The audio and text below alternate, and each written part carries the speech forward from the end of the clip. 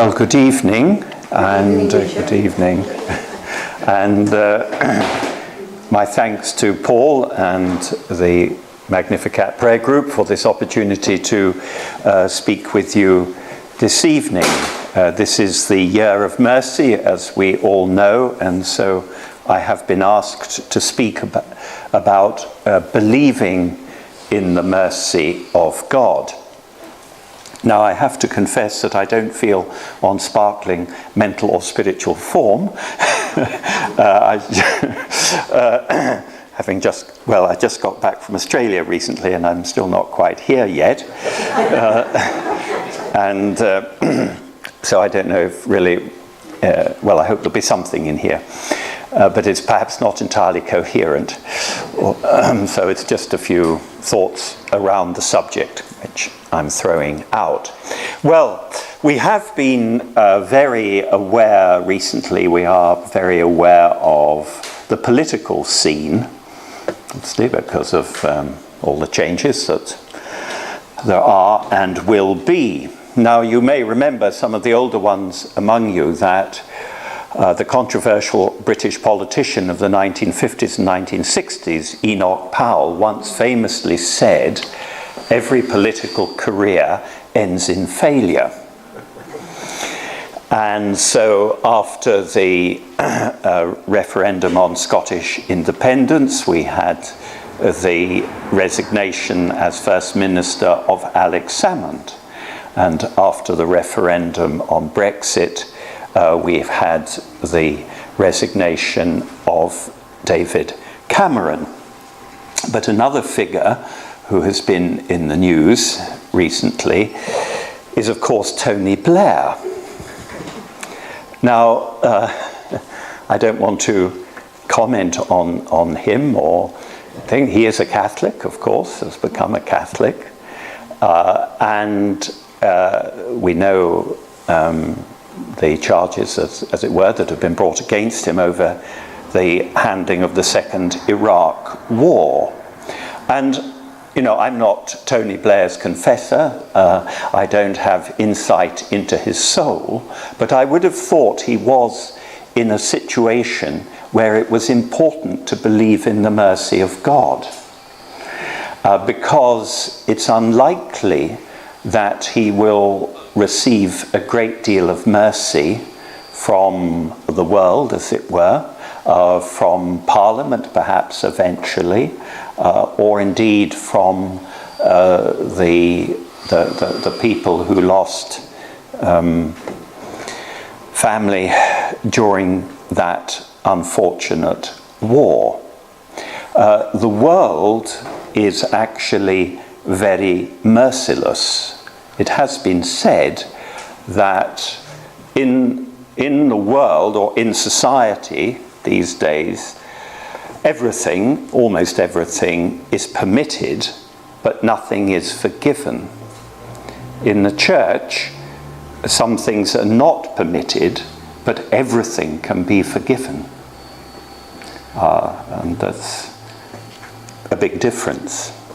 But perhaps, you know, if you just try to enter sympathetically, imaginatively into the soul of someone who finds themselves accused of a serious failure, not just a political miscalculation, really, but a moral failure perhaps that has affected the lives of other people and the fate of the world.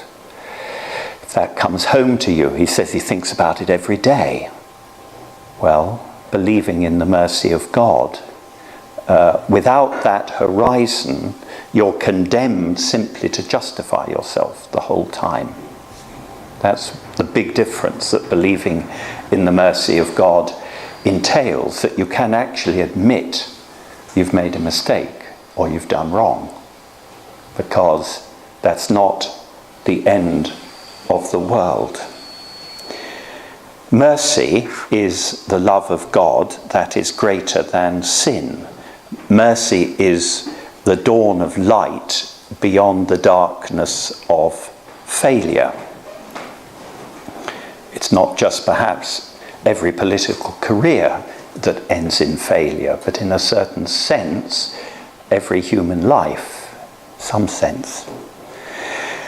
And believing in mercy means acknowledging God as merciful. It means we are free to admit our fault and ask for mercy, like the tax collector in the parable, and entrust ourselves to God as the sure and certain hope, in the sure and certain hope of receiving mercy.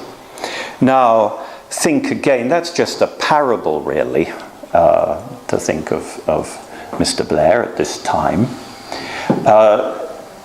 Another one, another practical situation might be, I'm a young man and I meet this beautiful young woman. She is wholly delectable, and I wish to spend, my entire life with her. And so we get married and whatnot. And then, of course, after a while, I realise perhaps she's not wholly delectable, and she realises that I'm not wholly delectable either, and manages to convey this quite effectively. And the Holy Father,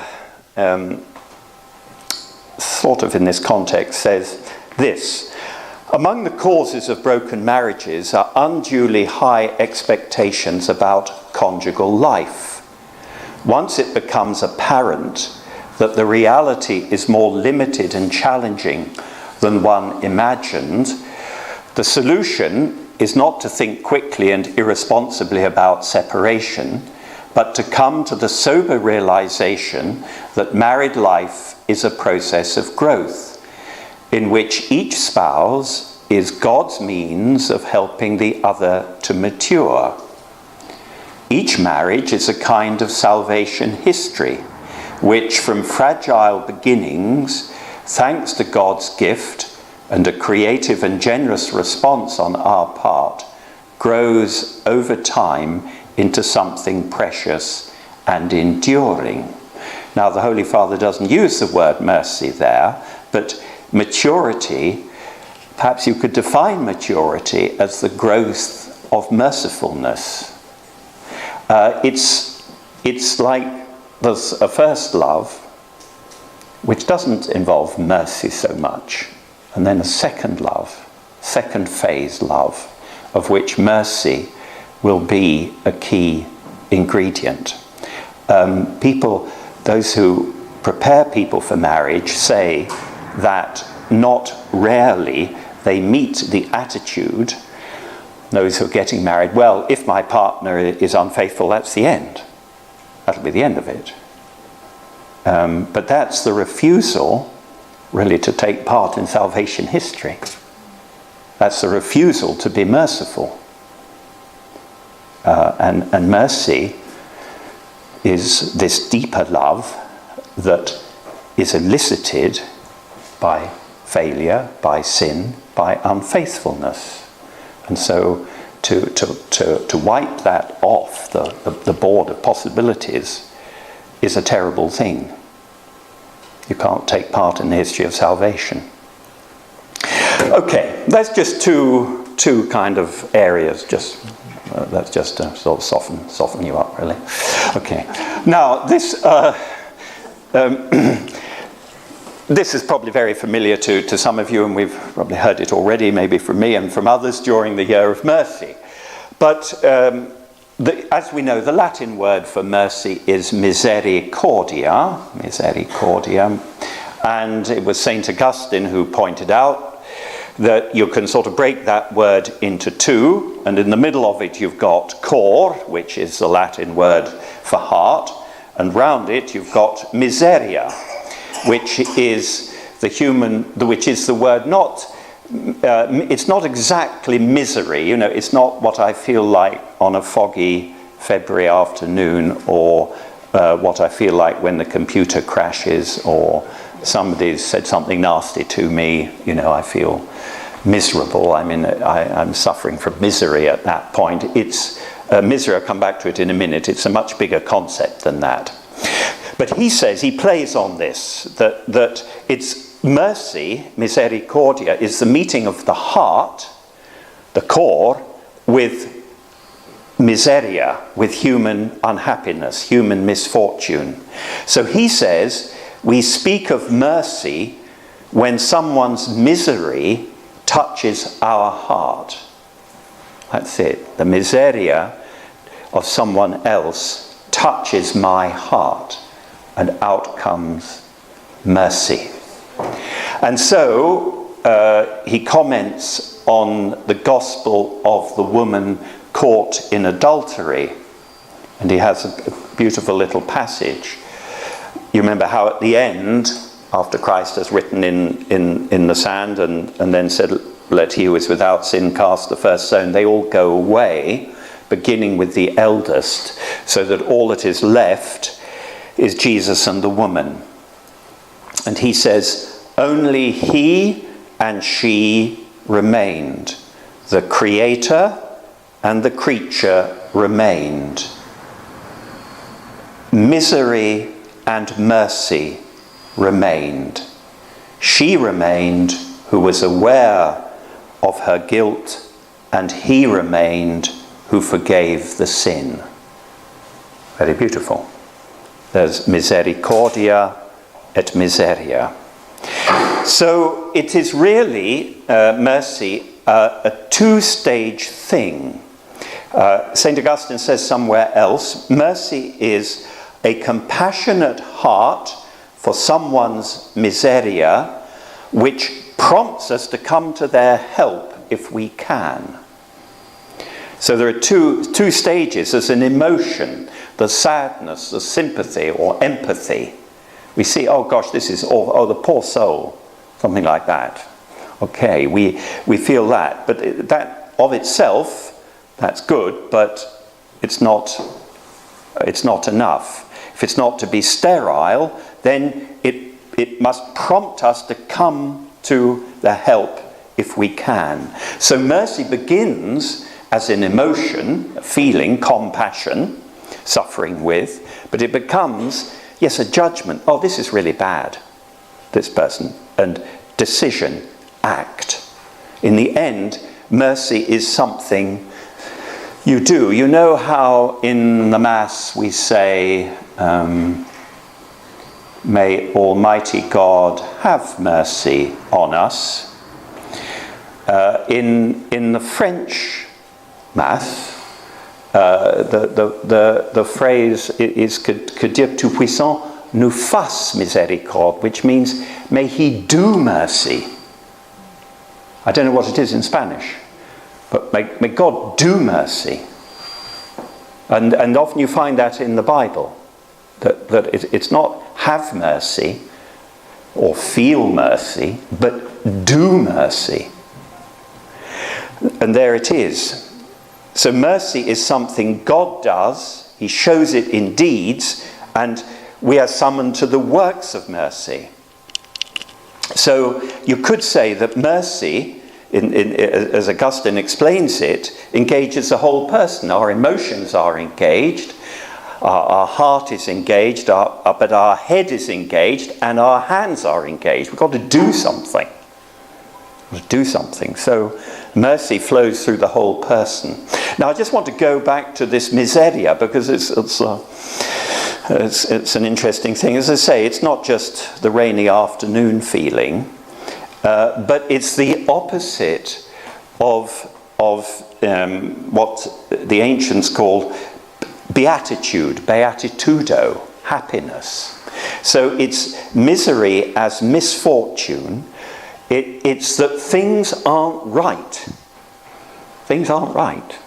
They're not. I mean, we look around, we look at ourselves. Things aren't right. That's our miseria. It's a shorthand for the human predicament. And mercy presupposes especially the great misfortune, the great thing that isn't right, which is our disconnection from God. I heard a few months ago a talk by a Shia sheikh, and he said a very striking thing. He said the greatest unhappiness for a human being is not to love God. I've never thought of that before. But that must be true. If we're made to love God and we don't do it, we may feel, I feel fine, yeah, you know, but deep down we will be unhappiness. We will be in a state of miseria. Okay, Pope Benedict the 16th on Divine Mercy Sunday 2008 gave a very good little summary of mercy. You know, he was always very precise and clear and simple when he spoke. And this is summarizing him slightly, not all his own words, but it's what he says. Mercy is the central nucleus of the gospel message, the heart of the gospel. Mercy is the very name of God, the face with which he revealed himself in the Old Covenant and fully in Jesus Christ. That's what Pope Francis has said, isn't it? Again and again, that Jesus Christ is the face of the Father's mercy. And then he says, thirdly, mercy must shine on the face of the church, show itself through the sacraments and in works of charity, individual and communitarian. Her teaching, even when challenging, is always inspired by mercy. And lastly, mercy brings peace to hearts and to the whole world, between peoples, cultures and religions. Really, you know, we can't get through a single day, actually, without other people's mercy, some shape or form. Little acts of kindness or courtesy or whatever. You can't get through life without it. Well, that's true at a deeper level as well. So mercy, where is it in the gospel? It's the center of it. Where is it in God? It's his face. It's the face of God. And it should shine on the face of the church and out into the world.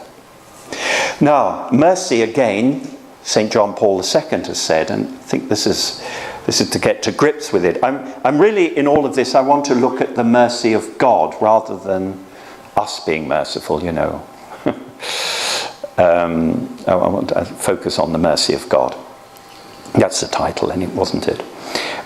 Mercy is love's second name, John Paul II said. That's very good. It's love's second name. There can be a first love which doesn't really involve mercy. There's something beautiful and good there, and you think, oh, that's wonderful, and you're attracted towards it. But mercy kicks in when things aren't right. When it's necessary to keep on loving, even though things aren't very lovable necessarily. So he says again, John Paul II, this is him, a little bit heavy maybe, but mercy is the specific manner in which love is revealed and affected vis-a-vis the reality of the evil that is in the world. That's it. It's love. Mercy is love in the face of evil. The evil, he says, which affects and besieges the human being, insinuating itself even into his heart and capable of causing him to perish in Gehenna, to go to hell. Simple language. Evil is that bad. And God's mercy is God's love for us in our predicament, in our miseria. How does it play out? Well, that formula of absolution that we're very familiar with, probably never think about at the beginning of Mass, there's a beautiful summary. of the Christian view of mercy. May Almighty God have mercy on us, forgive us our sins, that's the first effect, take away the radical evil, which is sin, and bring us to everlasting life. The positive effect. So mercy comes down to us in our miseria, lifts us up, and brings us to beatitude, to everlasting life. Now, the first work of God's mercy is to forgive sins. And it's even better than that, really.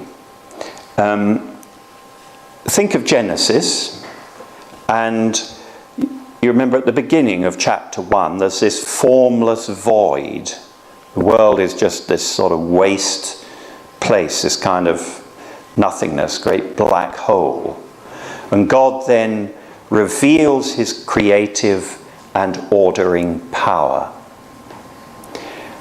And it's against the backdrop of sin and death in us that God's true nature is revealed. Now, we often hear it said, sometimes, the God of the Old Testament is the God of justice, and the God of the New Testament is the God of mercy. That's a lot of rubbish. Okay, it's one God all the way through. The depth of God's mercy is still greater in the New Testament, but the God of the Old Testament is already revealed as a God of mercy. Now, the discovery of the merciful God is occasioned by sin. It's in a sense only when we sin that we can begin to discover the mercy of God. O Felix culpa and all of that. Now, it's interesting. You take the story of the Exodus and how God, more and more of God is revealed, as it were. You remember the beginning. The people are in Egypt and under this dreadful Pharaoh and having to do more and more hard labor and so on. They're an enslaved population. It's almost going so far as genocide, when all the male children are to be put to death. And God appears to Moses by the burning bush, and he says this. This is a beautiful revelation of divine mercy. I have seen the affliction of my people who are in Egypt, and have heard their cry because of their taskmasters. I know their sufferings, and I have come down to deliver them out of the hand of the Egyptians, and to bring them out of that land to a good and broad land, a land flowing with milk and honey. There you are. The negative effect, to bring them out. The positive effect, to bring them to the land of milk and honey. But it's a beautiful passage, this. Here's the heart of God bent over the misery of his people in captivity and forced labor. I have seen them. I have heard them. I know their sufferings. And I have come down to deliver them. All that's going to be realized fully in the incarnation. This is like an anticipation of that. And it is at this point that the God of their fathers reveals his name. I am who I am. Well, books and books and books have been written about what that means. So I suppose as revelations go, it wasn't the clearest. And the best part in the story, sorry, I'm probably making this, this is actually a very exciting story. I'm probably not conveying it in a very exciting way. But this is stage one. But the point is stage two. That you remember what happens. Okay, God leads them out. They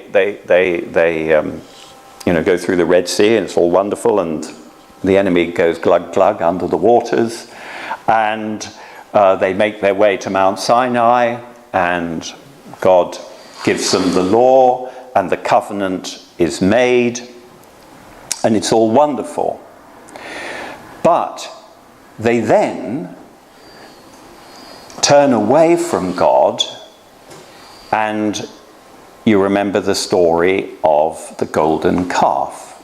This is absolutely crass, blatant, ridiculous apostasy on their part. It's utterly atrocious behavior on Israel's part. After all that God had done for them, Moses is up the mountain for, a bit too long, almost 6 weeks, as it were. So it's, we'll give it all up. There's no point, and we'll worship a golden calf instead. Terrible. And you might say Israel has made herself deeply unlovable in the eyes of God. And so Moses, when he comes back down, says, "You have sinned a great sin." This is a whopper, really. Okay, mega stuff. To do this at this moment is unbelievable. Now then, there are these astonishing exchanges between Moses and the Lord when Moses is really fighting for God against God. God says, "Look, I'm fed up with this lot. I'm going to wipe them off." And Moses says, "You can't do that. You absolutely can't do that." It's very dramatic stuff. The covenant is renewed. It's this second love on God's part. And there is a second proclamation of the name. We've had one, "I am who am." Now there is a second proclamation. The Lord passed before him, Moses, and proclaimed, the Lord, a God merciful and gracious, slow to anger, and abounding in steadfast love and faithfulness, keeping steadfast love for thousands, forgiving iniquity and transgression and sin, but who will by no means clear the guilty, visiting the iniquity of the fathers upon the children and the children's children to the third and fourth generations. Now, you might think that rather spoils it, but because often that last part is dropped. But the whole passage is a very solemn one. It is quoted, usually without that last part, another 7 times in the course of the Old Testament. It is the central revelation of God in the Old Testament, that passage. And it is a revelation of his mercy after the people of Israel have committed this utterly shocking and despicable sin. So mercy is love's second name. It's this second stage love. When Israel was a child, I loved him. Well, anybody can love a child. But, then the child becomes an adolescent and is no longer so lovable. Okay. And so a new love, a deeper love, is needed. And you notice that the first revelation, the one by the burning bush, says, "I'm going to rescue you from affliction, from forced labor," all of that. This is, "I will forgive your sin." You're not just in a bad socio-political context. You are sinners. You have rejected my love. And yet, I will love you again. And even this business about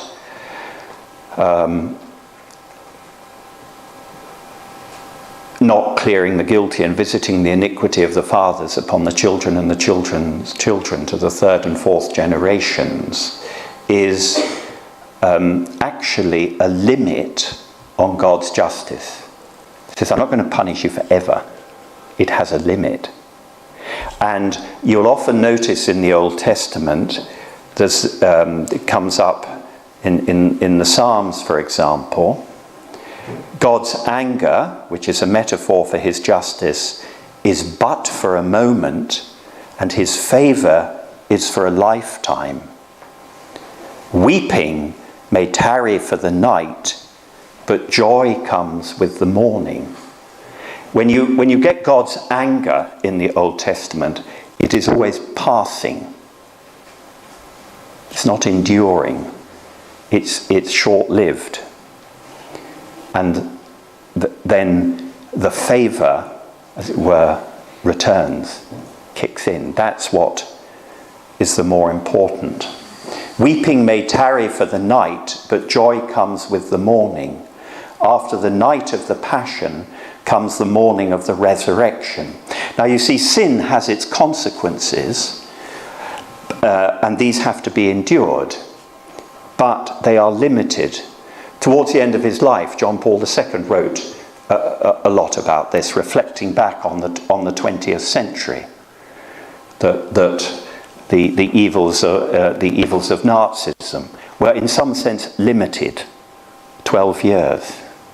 The evils of communism and so on, 70 years. It's God's mercy puts a limit on human evil. It's an interesting thought. So Israel emerged from her sin, a bit like David later on, with a new awareness of the Lord and of herself. An awareness of the great evil of breaking the covenant, a discovery of sin. Before they hadn't really had that idea of sin at all, but that God's mercy is greater even than the great evil. So mercy is a love that makes the beloved lovable. That's St. Thomas Aquinas. That's rather good, really. So mercy is the second edition of love, the fuller version. It kicks in, as it were, precisely when things go wrong. It has been called the love that remains. Steadfast love, we often hear that translation. It is God's involvement with humanity in its suffering and sin. Now, when we come to the New Testament, sort of hop, skip and a jump, it is interesting that in the first chapter of the Gospel of Luke, which it tells the story of the conception of John the Baptist and the conception of Jesus and the birth of John the Baptist, the word mercy is used 5 times. Mary is the first person to mention mercy in the New Testament. She mentions it twice in the Magnificat. That's a nice touch. And then Zechariah in the Benedictus mentions it twice. So the coming of John the Baptist and of the Messiah are mercy. Christ himself, in a certain sense, is mercy, John Paul II said. The incarnation of mercy, the face of mercy. And it's interesting that whenever you get a story in the Gospels, and there are several, we kind of remember them, blind people, epileptic people, people with leprosy, whenever they appeal to Jesus' compassion, to his mercy, have mercy, eleison, have mercy, they are always successful. They sort of press the right button. Jesus. They say, have mercy on me, Lord. He will do mercy to them. Nobody who asks for mercy fails to get it. Now you might say mercy is like God's love dancing with our wretchedness. It's like there are these 2 people dancing on the stage of the cosmos. There's God and poor, wretched humanity. And all this comes to a climax in the death and resurrection of Christ, which is the ultimate disclosure of mercy. And going back, we can think back to Augustine, that mercy is taking the miseria of someone into your heart. Now that's what Christ does on the cross. He takes all the wretchedness of humanity into his own human body and soul and experiences it. He's sort of drowned in it pretty well. He experiences physical suffering, human hatred, and abandonment, apparently, by his Father. He's put to death from the Roman point of view as a rebellious slave. They were crucified, and from the Jewish point of view as a blasphemer. So in a certain sense, Jesus identifies himself totally with our miseria. He's the Son of God, he's one of the Trinity, and he takes all our wretchedness into himself. My God, why have you forsaken me? But at the same time, he, as mercy incarnate, overcomes it. Because he, as the Son of God, he embraces it freely. I lay down my life. No one takes it from me. I am doing this freely. His divine human love is greater than all the unlove of human wickedness. Father, forgive them, for they know not what they do. And he turns our wretchedness, which becomes his, into prayer. And on the cross, Jesus becomes a prayer, a total prayer, a prayer for mercy, for himself and for us. So Augustine says there's this mixture of compassion and effective action. And so while Jesus is suffering our miseria, he's actually taking effective action against it by his love and his prayer. And that is revealed in the resurrection, where his prayer for us to the Father is answered, and his victory over sin becomes a victory over death. So may Almighty God, the Father, have mercy on us, forgive us our sins through the passion and death of Christ, and bring us to everlasting life through his resurrection. It's a way of reading that.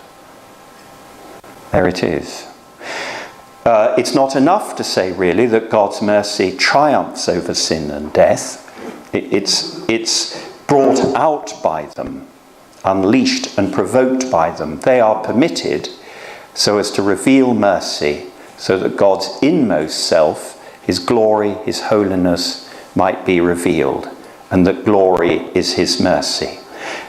His glory is his mercy. I mean, we all, how much our friends, how much do they really love us? Are they fair weather friends? When I'm doing well, or if I've got a lot of money, or I've got nice cars, or whatever, then they're my friends. I knew an academic, and he got a form of motor neurone disease when he was about 50, and he died of it. And all his fellow academics just disappeared. They never came to see him or anything. Just disappeared. Strange. So he was just left with his wife looking after him. That was it. Well, God is not like that. Okay. And okay. Now, to move towards the end, to your relief, I'll just take another line on what it means to believe in God's mercy. It makes a huge difference, perhaps the most fundamental difference for what kind of human being you are and what kind of outlook on life you have if you believe in God's mercy or if you don't. It's utterly decisive. Now, the history of the last 100 years, if not more, has been dominated by systems of thought that believe that human beings are innately perfectible. We can all get there if only we find the right means and try hard enough. No, certainly everybody agrees there's a lot wrong about life and society, but it can be fixed. This is a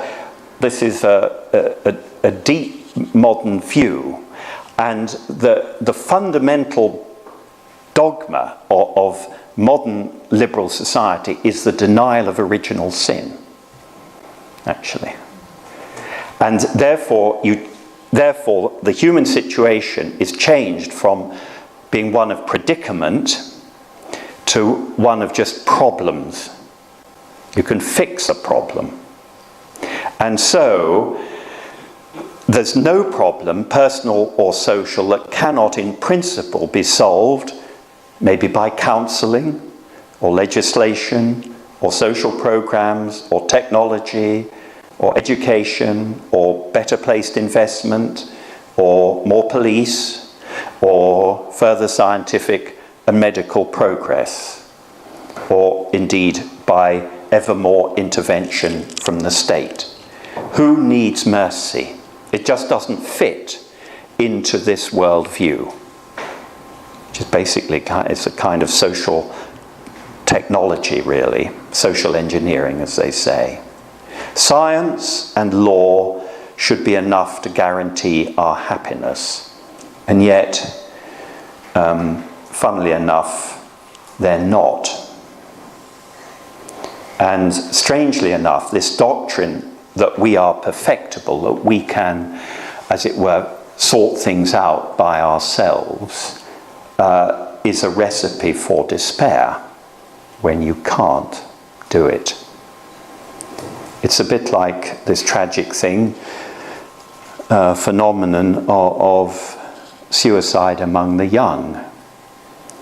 A young person hits something horrible, perhaps for the first time in their life. They do something absolutely stupid, or maybe they lose their job or their girlfriend or whatever. And they've not lived long enough to see that, well, these awful things can happen, but there's life afterwards. And they think this is the end. This is the end of the world. This is it. And so there's no point going on. Well, that's a kind of parable. If a society has a purely human and this worldly perspective, then if it meets an insoluble problem, it will just despair. It will have no further horizon and no hope. But if we believe in mercy, we do. We're in a much broader space, so that we can always begin again. That's the point of mercy. We can always begin again. And I think also that believing, if we really believe, which is no easy thing, if we really believe in mercy, it changes the kind of person we are. You see, Pope Francis says, yes, mercy is the core of the revelation of Jesus Christ. John Paul II said it's God's most stupendous attribute. The name of God is mercy. Well, what happens to us if we really take that on board? If God's mercy, as it were, truly hits home to us, it surely will create a certain kind of human being. You could say the true human being, because it's the truth about God will create the truth in ourselves. And that truth is mercy. And this mercy will form us and recreate us in the image of the merciful God. So, you may remember early on when he was Pope Francis gave an interview, and the person asked him, who is Jorge, if that's how you say it in Spanish, who is Jorge Mario Bergoglio? And he paused and he said, I am a sinner. This is the most accurate definition. I am a sinner whom the Lord has looked upon. That's what he said of himself. Who am I? Now, if you go to a psychologist, they won't say, yes, you're a sinner. But that's a liberating thing. I'm a sinner whom the Lord has looked upon. Whom the Lord has looked upon. And so his motto is this, miserando et eligendo. this Christ, talking about Christ calling Matthew from his tax collecting. Christ had mercy on him and chose him, miserando et eligendo. So here is a beautiful thing from St. Ambrose, more or less to end with. You remember at the end of the first page of Genesis, God rests. Remember that? Well, that's a strange thing. Why should God rest? What does that mean? And he says this, Ambrose, commenting on this, says, I give thanks to God for having completed a work after which he could rest. He made the heavens, but I do not read that he then rested.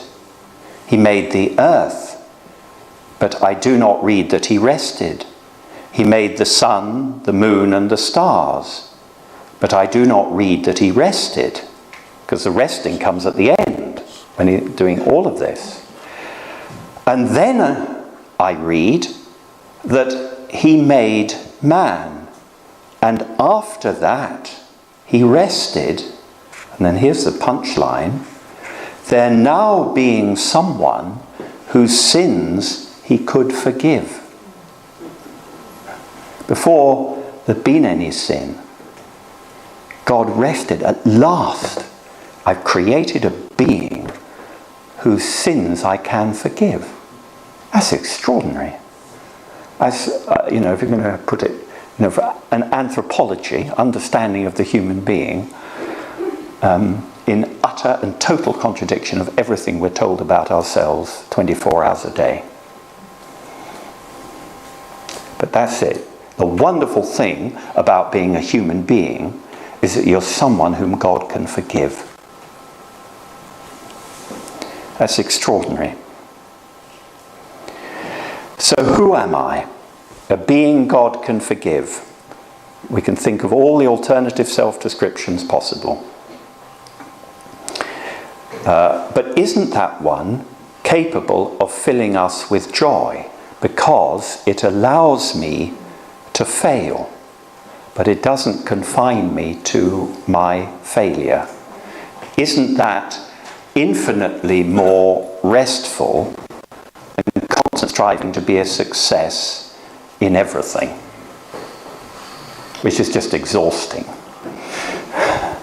and doesn't always work, as we know, and yet we can't admit that, so that creates another conflict within us. And surely this truth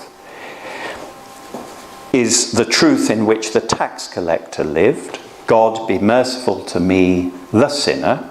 That's what's said in Greek. It's the truth that the woman caught in adultery discovered. It's the truth which Peter found after he had denied Jesus. That he was someone whom God could forgive. He hadn't known that. Isn't it what made Mary Magdalene cling to Jesus? Isn't it what underlay all the missionary energy of Paul?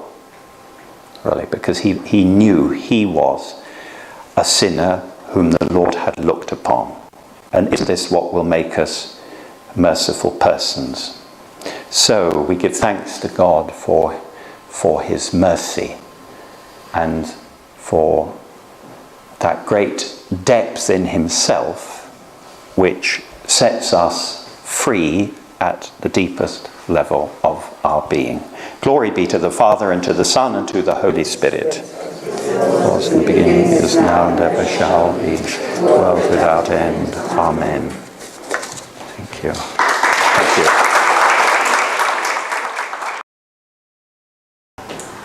I don't know if I could really formulate this question, to be honest, but it's more of a thought, and just a thought that I've always had. So the last point you made, where is God created someone who could then forgive. Yeah. I always struggle with the fact that he created man, and in the beginning, obviously, it was perfect. Mm-hmm. And so the idea really was that we don't fall, Yes. Or really, is that not the case? That's the Yes. world's biggest question, really, isn't it? I suppose.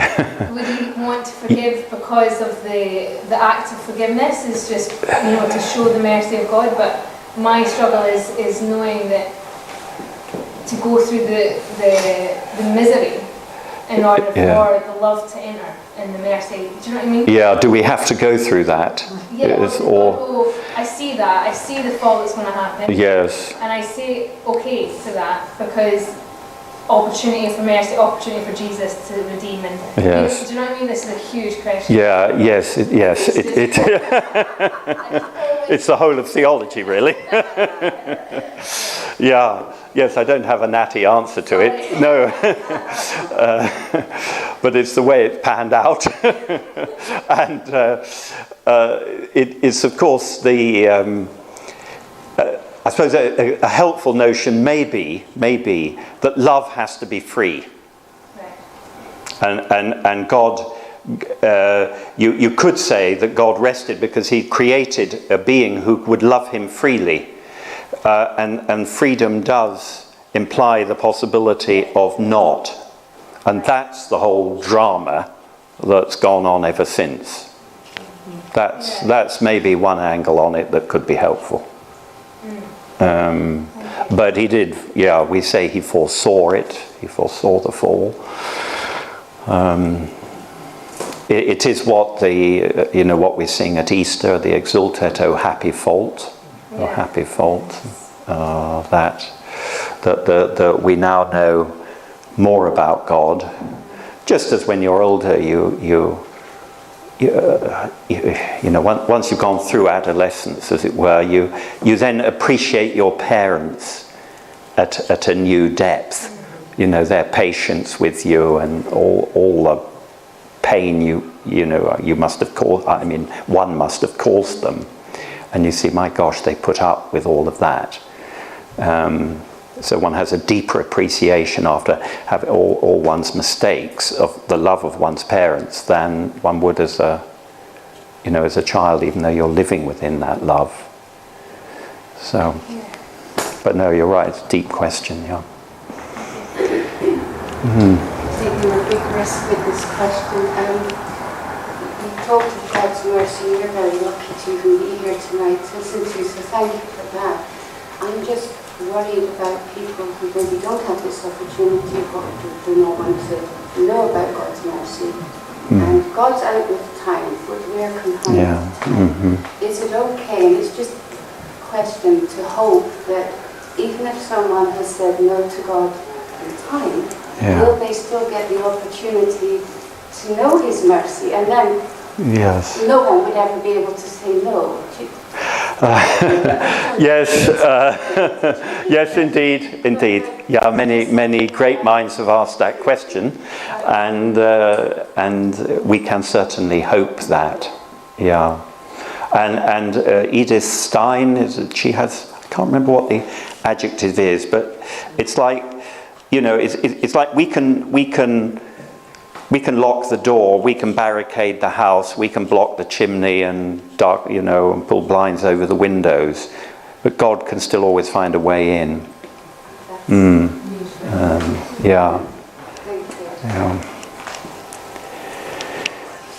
Yes. Okay. Thank you. Sorry, I've got a question. Oh, a question. Right. So I found that one of the greatest obstacles to believing in the mercy of God is the presence of tragedies, tragedies in families. And I guess I've wrestled with this at one point or the other. I remember a friend of mine, somebody in Scotland, he was in a taxi and he got chatting with the taxi man, and he was on his way to church, and then the taxi man said, well, he stopped going to church 20 years ago. And my friend asked why, and he said that his nephew had died 20 years ago, so he couldn't understand how a good God can stand by and watch innocent nephew die. So when we find ourselves in this kind of circumstances, how do we respond? Yes, you're right. We hear that again and again and again.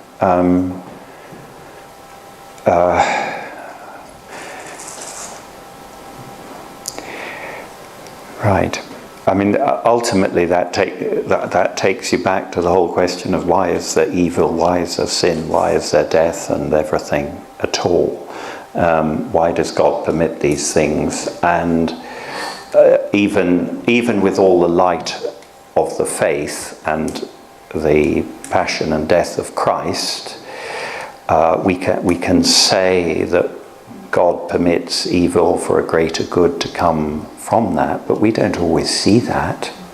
And why, perhaps the most harrowing question, which I think is sort of what you get in Dostoevsky and the brothers Karamazov and so on, is well, if that's the price of knowing these deeper things about God, why does it have to be like that?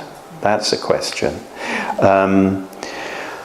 But there is also, I find, perhaps a strange expectation on our side that God's got to sort of fix everything right for us. The world, it is a fallen world, and the forces of evil and chaos have been unleashed within it. Now, we believe because of sin, and there is demonic influence in the world, and that's there, and God is fighting it, and we can fight it with God, but it's the way things are at the moment. I mean, there are some.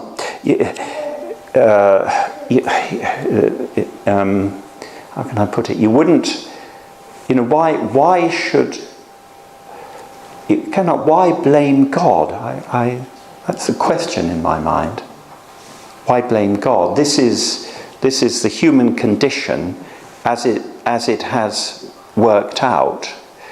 Now, ultimately, because of sin, we believe, and therefore, God isn't bound to stop it. He deals with it, he opposes it, but in his own way, perhaps. But I think you can't really answer those questions abstractly. It has to be vis-a-vis that particular person and why he has reacted in that particular way to that particular tragedy. I don't think there's a knockdown argument that will answer it. It's just a shift of attitude that has to take place in us so that suddenly we can see beyond this inexplicable tragedy. There's a hope of some kind, that it's not the definitive thing, and that surplus thing, that plus, that mysterious beyond, is what can get us out of anger. It is, because that's what it is, isn't it? It's anger which is turned towards God. And so, in a way, what you're trying to do is dissolve that anger or rechannel that anger. And that might be a more fruitful way than an abstract argument. Because it's you can always think of another objection. I don't know if that's heresy or not, but anyway, those are just some thoughts. But these are all rather demanding questions, if I may say. I just came here to talk about the mercy of God,